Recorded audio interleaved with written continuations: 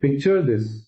You're parked by a narrow shoulder, steam rising from a chipped kettle, a few local faces leaning over steaming cups while mountains hold their breath behind them. You stretch, you sip, and for 10 minutes, the whole trip seems kinda. Alright, in the next 5 minutes, I'll show you how to make those 10 minutes safe, refreshing, and respectful, whether it's a roadside tea stall or a quiet pullout. That image always does it for me. The kettle, the chatter, the view. I love that pause more than the driving half the time. Keep the picture, it matters.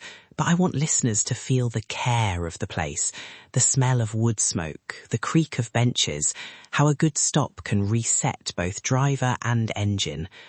Let's not rush it. Exactly. And here's the promise. Quick checks before you stop. How to choose between a tea house or a riverside pullout.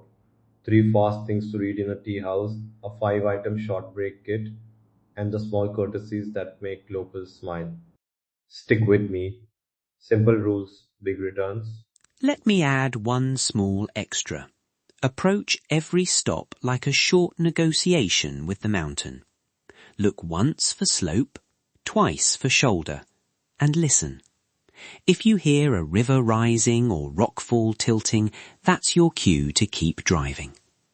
It sounds dramatic, but those small observations make a huge difference. Right. And breaking that down fast. First, slope. Don't park nose down or on loose gravel if you can help it. Second, shoulder width and escape room. Can you pull right and leave space for other traffic? Third, road warnings. Avalanche or rockfall signs mean think twice. Fourth, river level. If a river looks swollen or fast, keep away from the bank. And finally, visibility. Avoid stops just after a blind corner. If any of those flag up, move on. One tiny practical tip.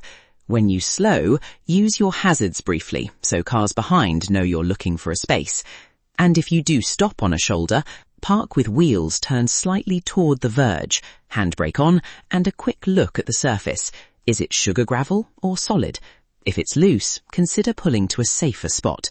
It's the little things that make the difference between a calm tea and an unnecessary scramble. Now, picking the type of stop. Petrol pumps are the safest for short rests. Light, people around, and usually a clean loop. Scenic pullouts are lovely, but check slope and guardrails. Village squares or small tea houses give a cultural pause, often the best chat and the strongest tea, but you need to read the room. River banks look tempting for the cool air, yet stray currents and soft banks make them risky. Choose with purpose. Safety first, scenery second. I'll tell you a short story. Last spring I pulled into a tiny village stop because the chai smelled like heaven. We parked, talked, and they insisted we sit. The kids ran around, an old man showed us a map. It felt safe, but someone might hear that and assume every village stop is fine. I'll say plainly, most are welcoming, but if a place looks unclean or the food seems off, politely decline. No need to be rude, just smart. I'm not sure I buy the idea that politeness means sacrificing safety, which I think is what you were saying, yes. Here's my quick rule for tea houses. Look for 3 cues. Visible water source, bottled or flowing, a steady crowd, that usually means turnover, and basic cleanliness of plates and utensils. If 2 of 3 are okay, it's generally okay for a short stop. If none are present, buy a bottled drink and move on. No drama, just simple choices. Totally agree. Quick checks, quick decisions. Also, watch how staff handle money and food. If they leave food uncovered or hands go straight to plates, that's a yellow flag. You can still enjoy the view and a takeaway cup. And one more, if a place seems friendly but too remote, ask a local about where nearby travellers usually stop. That little question often opens the best safe options. Okay, the 5 things to keep in your car for a proper 10 to 20 minute break. First, a liter of water per person. Hydration beats everything. Second, wet wipes and hand sanitizer for quick cleansing. Third, a pair of slip-on shoes or sandals so you can step out without dirtying the car. Fourth, a small torch, not just for night but for checking under the bonnet or scanning the shoulder. Fifth, a basic first aid kit with plasters and antiseptic. Keep them together in a small bag and you're golden. And add a folded plastic bag for trash. If you take a cup or a wrapper, tuck it away until you find a bin or bring it with you. Respect leaves a huge impression. Also, a tiny spare blanket can turn an awkward cold wind into a cozy 5 minutes. Little comforts, big impact.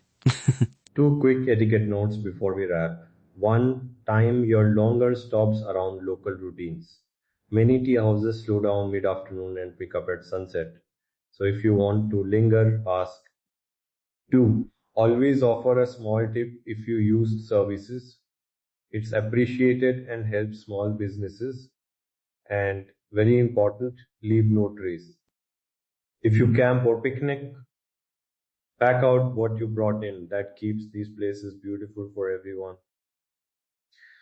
To wrap up, 5 quick reminders. Check slope and shoulder. Pick populated and well-lit stops when unsure. Read 3 tea house cues. Carry the 5-item kit and always leave the place better than you found it. If something feels off, trust your gut and drive a little further. There's nearly always another safe spot down the road. That's the traveller's secret. Don't be in a hurry to get to the next view at the expense of the present one. If you want that printable checklist and emergency contacts for northern routes, visit our site. We've put everything there in a compact sheet you can tuck under the sun visor. And if this episode helped even a little, subscribe so the next short guide lands while you're planning your route. Okay, drive safe, taste the tea, and let the mountains make a good pause out of your day. Ahan, see you on the road.